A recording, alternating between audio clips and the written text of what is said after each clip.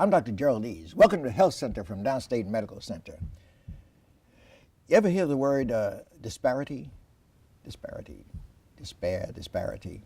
Well, that's a new word that came into our vocabulary not too long ago. I remember coming up in Brooklyn, I never, even as an adult, heard disparity or ever used the word disparity, but apparently it became a very important word when you start thinking about situations where people don't get the correct care because of maybe color, maybe the way they are, where they come from, and things like this. And so they become serious about this because folks do die younger when you do not have proper health care.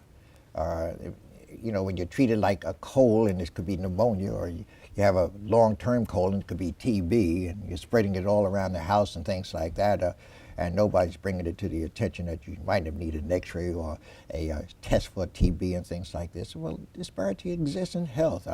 Being a physician for 42 years, I remember people were so surprised when I sent them for hip replacements at different hospitals, or knee replacements. They never heard of having a hip replacement. They were taking medication and hopping around and just taking care of the pain, but they weren't taking care of the problem. And so it wasn't offered to them. They would take an x-ray, but not an MRI, which costs $800, and the x-ray costs $100. You might get $100, but you couldn't get that $800 as such. So things have changed, and it's changed drastically at Downstate Medical Center because we have a whole department now just geared toward making restitutions of giving people good health, no matter poor or what have you. So today I have Dr. Clinton Brown here, who is now the chief of that department, the head of that department, although he has many other attributes that he has gained here at Downstate Medical Center, and there's a boy out of Brooklyn too, so I had to have him to come on and talk to you today about his department and what he's done in the past and so forth. I want to welcome you, Dr. Brown.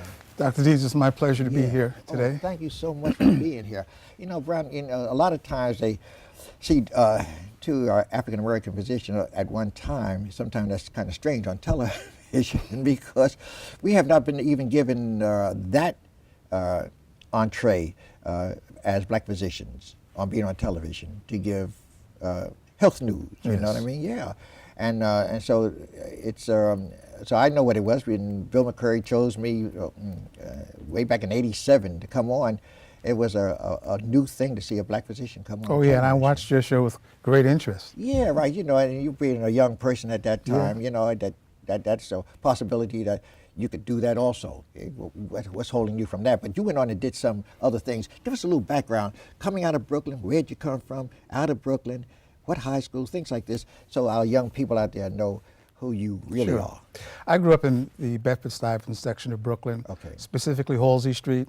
At that time, Halsey and Southern, that's now called Marcus Garvey. Right. And I went to public school. I went to public school PS 44. Yes. On Madison Street, right, sure. And then junior high school 35 on Decatur Street. Yeah. From there, Wingate High School. Right. Then I went out of Brooklyn a little to go to college. I went to Queens College. All right, yeah. And then I went to medical school in Boston. I went to Tufts University. Right, yeah. Right. And then I came back to New York and lived in Harlem for a while. Right. And then finally I moved back to Brooklyn. Right, and then of course during that period of time you had to start a family somewhere along the line. Oh yeah, well, when I started a family, that's when I moved back to Brooklyn about 21 years ago. I see. Yeah. And you have, and now you live in Brooklyn at the present time, yes? Yeah. With you and your wife who also practices law. Yes, she's an attorney. Yeah. She's a nurse who went back to school and became an attorney. Almost sounds like the Bill Cosby show. We don't have as many kids. But you do have? We do have a son, Malcolm, who will be 21 tomorrow. Oh, that's good. Well, this is a good gift for him. Yeah. Yeah, you know, a lot of times, and now coming to Downstate Medical Center, you left out one important thing I think I would like you to talk a little bit about your research that you did at Rockefeller Institute before you became a kidney expert. Okay. Well, when I did my training in kidney diseases here at SUNY Downstate, and I decided that I wanted to do some research because I realized at that time, or sometime before that, that in order to bring, in my opinion, the best care to your patients, you need to know or be at the cutting edge of medical science. So once you knew what the latest information is, Right. you can apply that to taking care of your patients. And so, and that actually came out being frustrated out of taking care of patients, and patients weren't getting any better. Right, sure. So I needed to know what's the best way to take care of blood pressure, what's the latest medications. And the thing that really interested me was cholesterol, high cholesterol. Okay. And at the time, there weren't very many people who knew how to take care of high cholesterol. Right. So I applied and was accepted as a Rockefeller Scholar.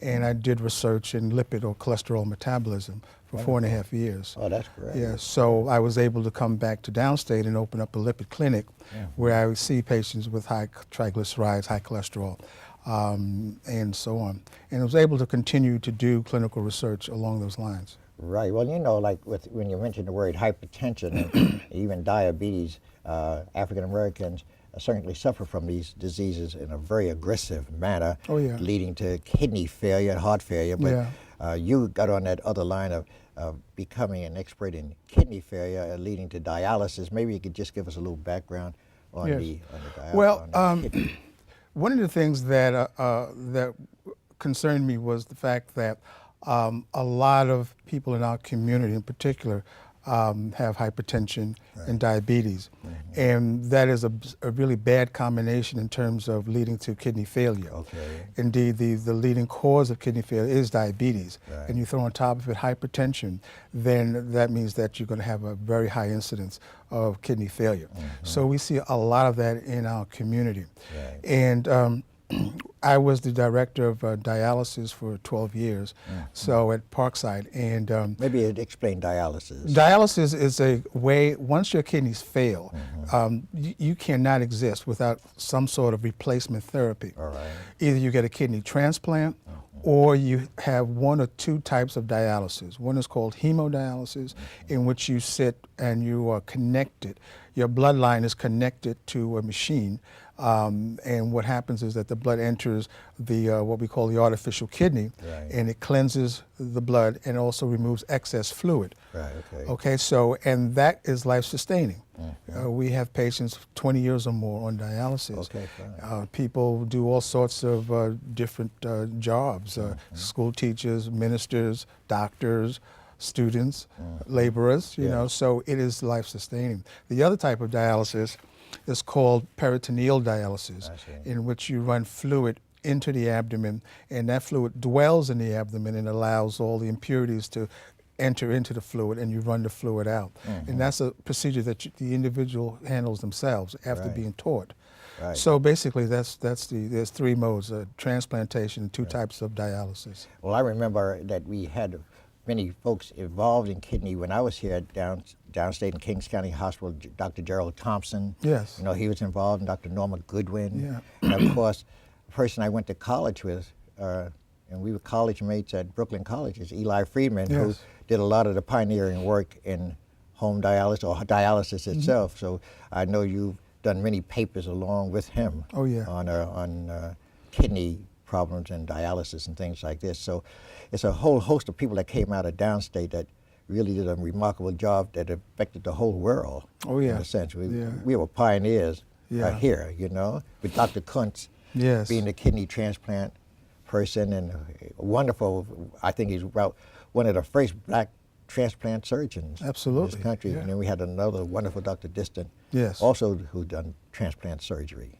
Yeah, Brooklyn has really done a extreme service in terms of kidney failure Right. and kidney restoration. Right. Yeah. Well, you know, doing all this work with hypertension and high cholesterols and all these kind of things, and looking into the basis of our kidney failure, along comes another presentation of, you know, when we first started with dialysis, I'll be frank with you, it was kind of like if you were an alcoholic, or if you had some kind of situation where you were not thought to be the best citizen, you might not have gotten the dialysis.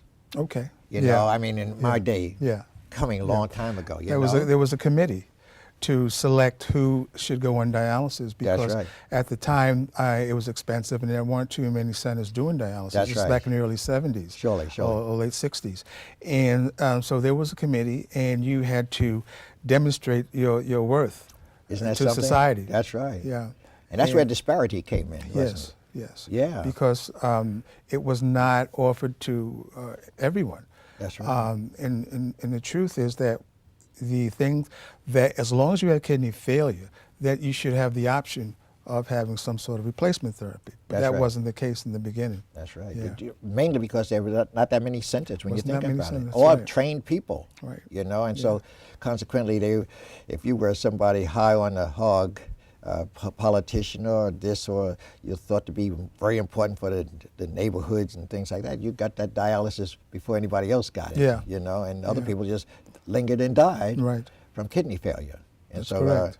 I've seen that happen in my lifetime. So when we come now to a Department of Disparity, which they have elected you to be the head of that here, with all that background, how do you see now your position here as? Well, you know, Disparity. I've done a lot in terms of research and teaching, and now I'm getting to in a different era in my career. You're right.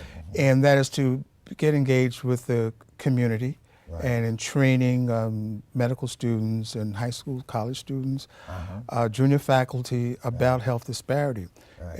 and about cultural competency and how to be better doctors, Right. and also to do research involving the community. Right, This yes. is community participatory research, Yeah. in which the actual members, we train members of the community to work in research projects. And some of the things that we're looking to do is to educate the community about heart disease, to educate about diabetes, sleep apnea, sleep disorders.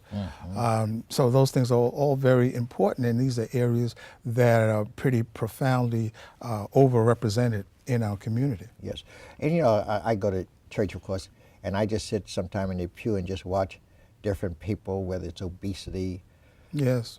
or whether it's people who've had a stroke in Yeah. church and things like this. Yeah. And you say to yourself, you know, we certainly believe in prayer and we believe in God and all these things, but we also have to make God and religion work in our communities, you know what I mean? From the Sure. standpoint that if it's not taught from the pulpit, sometimes it's not thought to be important. Right, You know, if right, you take right. the Jewish faith, or they have certain guidelines even to diet that's written right in the Bible that Right. they follow at certain times of the year, and they're strict about it. You see them with, you know, doing those kind of Yeah. things health-wise. Yes. The whole, I knew Jewish friends that ate on different dishes during a holiday. Okay. You know what I mean? They Yeah. wouldn't use the same dish and Okay. so forth in their foods and things like this.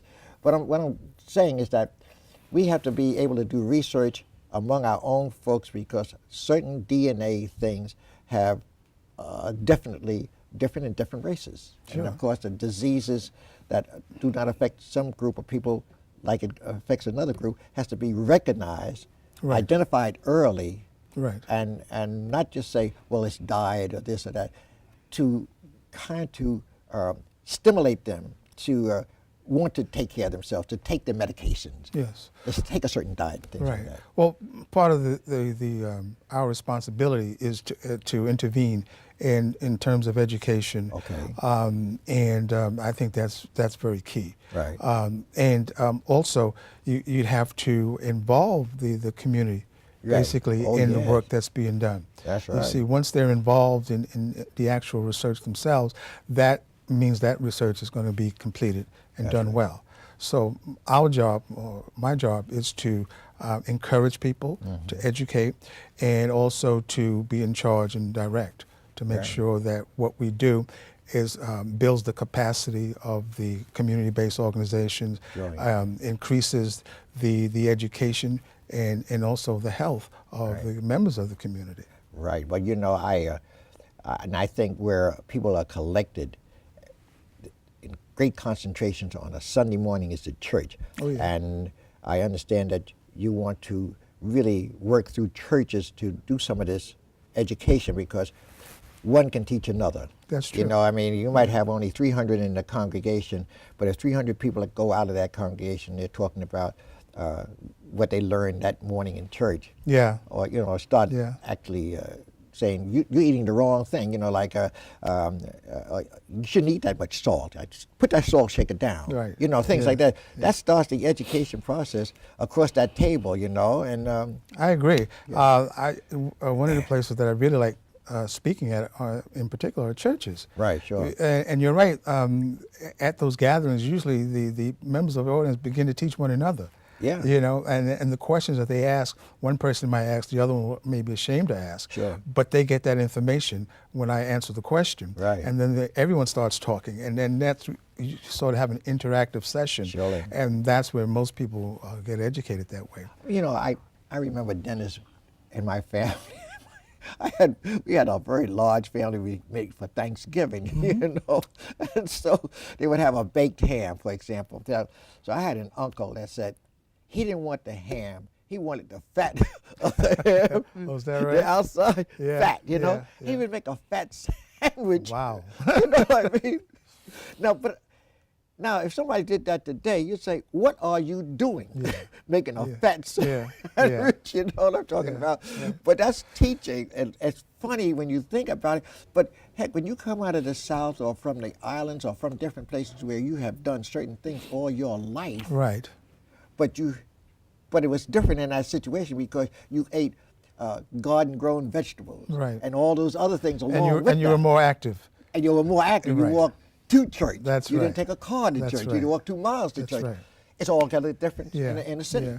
Well, our society in general are promoting inactivity and obesity. Oh, yes. And poor diets. And, Right from the childhood. Yes. Oh, yes. So that's another thing that we need to correct. Oh, yes. Because getting more nutritious and healthy foods into the public school system. Oh, yeah, surely. In the vending machines. Oh, yeah, surely, And so that's extremely important, and also to encourage schools to continue or expand their gyms to increase activity, Oh, to yeah. promote after-school sessions where kids can have some activity, because they're not doing that anymore. Well, you know, with the advent of video games and so on. Gosh, so kids would rather play basketball with a video game than go into the lot and shoot hoops. Well, let me tell you, when I went to boys' high school, you couldn't graduate unless on their records you had done gym. Yeah. And to do gym, you didn't just sit around and talk. You had to climb that rope. Yeah. I In remember a straight that. form or an L-shaped form. Yeah. You had to run so many laps around that track. Right. And it would be marked where you had done that. Yeah. And if you didn't do that, you had incomplete in gym. That's If right. you had an incomplete in gym, you're not going to get your diploma. That's right. And that was the hang there. Yeah. You're not going to get your diploma. You're not going to graduate with a regular class Yeah. if you don't pass gym. Gym now was way up there. Now gym is down here. You Yeah. can do what you want during gym time. Yeah, gym was very, very important back then. And not after school, During school, right. Yeah. And now some schools have taken their gym and made them into classrooms, so there is no gym. That's right. Yeah. So that's unfortunate. But these are some of the things that we have to, although we recognize, we have to turn around. Right. Because we're getting, as everyone knows, Americans are getting more and more obese. Surely. And just look in our neighborhood, for example. We're disproportionately obese. Well, I know you just ran a obesity conference here, having people from all over the country to come and speak on obesity. You know, but obesity almost has to be spoken about almost every Sunday in church if we're going to do something about it. Yeah. You know what I mean? Yeah. What's 5 minutes to talking about something that important? I know. You know, it's definitely something that has to be repeated over and over and over in order to begin to change behavior. Surely. And a lot of times if we take things to the Bible, a lot of times people adhere to it more than they would just hearing even a doctor speak about it. Right. I know in the book of Daniel, when the folks from I forgot the name of the country, took over the Israelites. They wanted to have some young Jewish boys to serve in their the king's place. Okay. So they went out and they found Daniel, and some of the others was Shadrach, Meshach, and Abednego. That's where those names come from, to serve as waiters in the king's castle. Right. So when they came there, the king said, we're going to make you, the head of the organization for this type of thing said, we're going to make you, not only we're going to treat you well, but you can eat off the king's table. So Daniel told him, well, we don't want to eat off the king's table. We want vegetables and only water. Water and vegetables. Right. And this is in the Bible, Right. vegetables and water. They said, well, how could you get that kind of strength? They said, give us 10 days. So they gave them 10 days, and they were the brightest and the strongest eating vegetables and water. Now, when you think about it, can you imagine if we went on a diet just with no soda, who we eat 457 cans, the average person a year, 457 cans of soda a year. If we place that with water and all the other stuff that we just eat as trash foods, when you think about it, the chips and with vegetables, you could wipe out diabetes, hypertension. Beds would be calling in the hospital. Aren't you ready to come in the hospital? Don't you want to come to the hospital? Well, it definitely would make a big impact if we just eliminate obesity. That's I mean, right. because there's so many things connected to obesity. When you think of hypertension, diabetes, cholesterol problems, arthritis, heart disease, stroke, cancer. It's all related to or connected to obesity. Obesity, isn't that amazing? You know, I mean, you think about the toxic materials that obesity produce. Oh, yeah. Maybe you could talk about the gut in the butt. Well, you know, for many, many years, we used to think that being obese was just a cosmetic thing. Right. But here recently, we found out that being obese, particularly having truncal obesity, Or the gut. is very bad for you, because that kind of fat, the visceral fat, really acts as an endocrine organ. And so it produces all sorts of hormones. I see. And most of them are bad for you. Like tumor necrosis factor, resistin, inflammatory mediators, it produces fatty acids. All of these things promote insulin resistance. All right. Yeah, so so you become insulin resistant, which means that you're about to become diabetic. Your insulin, you're producing it, but you can't use it. Right. Or it's not working. Right. The insulin that you produce, your cells are not recognizing it or not using it the way it should. So as a result, your blood sugar rises. And since you don't have enough sugar in your cells, because the insulin is not being used to get the sugar into the cells, your body starts metabolizing fat. Okay. So you start burning down fat and producing fatty acids. Now these fatty acids can be toxic when they travel to the liver and producing triglycerides as a result, or the fatty acids travel to the pancreas and disrupt or destroy your islet cells. These are the cells that make insulin. Okay. So on one hand, you become insulin resistant, which means that you don't use the insulin. On the other hand, as a result of that, you destroy your pancreas. And therefore you can't make insulin. So it's a double whammy, but all stemming from being obese. And now that's truncal obesity, or we call it gut obesity. Now, what about the butt obesity, when the butt starts enlarging? Okay. Well, I mean, whenever you become heavy, that causes a stress on your joints, and but that area is thought to be less toxic in terms of causing heart disease. Okay, all right, that's what I want. But the weight factor still causes joint problems. And back problems. Sure. You know. And you know how many knees have to be replaced each year? In our lifetime now, you know. That with running on concrete. Yeah. You know, I mean, exercise is important. Maybe you could talk about exercise or how they should exercise. Well, you know, I look at it this way. You know, when we say exercise, that sounds like a dirty word to some people. Like diet is a dirty word, you know, because it implies deprivation, you know. But we look at it differently. You look at it in terms of lifestyle. You know, whatever you eat is your diet. You know, so whether we like it or not, everyone's on a diet. Okay, you may be on a bad diet, or a good diet. So we try to modify what people eat in terms of to make their diet more healthy for them. And in terms of exercise, we call it activity. You know, like you instead of taking the elevator 2 or 3 flights, you might walk up and down the stairs, you know, and walking to the store instead of driving to the store. So it's just ways of creating more activity. Sure. Because the way society has, what society is promoting now is promoting inactivity. Oh, surely, You know, surely, of course. you know, you can't turn the TV on without a remote. You That's can't right. change the channels without a remote. Don't even get out the chair. You don't get out the chair. No, Yeah. no. It's all cumulative, in other words. I mean, Absolutely. you don't have to do a half an hour all at once. No. I mean, Right. there are people who will go to a gym, which is Right. fine. But if you just learn how to increase your activity Right. by walking, going up and down stairs, That's right. you know, just being more active.